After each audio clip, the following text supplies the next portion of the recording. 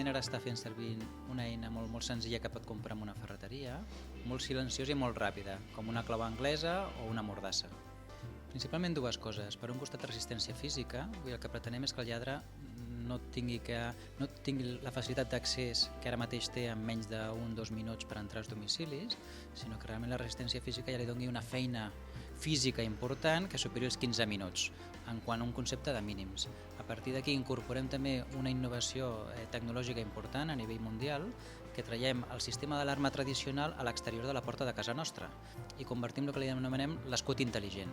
L'escut intel·ligent, el principal concepte que té és que el lladre, quan comenci a atacar el sistema de seguretat, farà saltar l'alarma molts minuts abans que el lladre hagi entrat dintre de casa nostra. Amb això aconseguim no només resistència física, sinó facilitar la feina dels cossos de seguretat perquè ens puguin ajudar amb el lladre encara fora de casa. El principal consell és canviar un concepte de mínims que és escut de seguretat més bombí. És un pack, que és un concepte de mínims que per poc més de 300 euros el ciutadà tindrà una protecció d'un minut a pràcticament 20 minuts de resistència física violenta. A partir d'aquí ja hi haurien consells superiors per gent que realment estigui preocupada per la seguretat de casa seva, doncs de substituir la porta.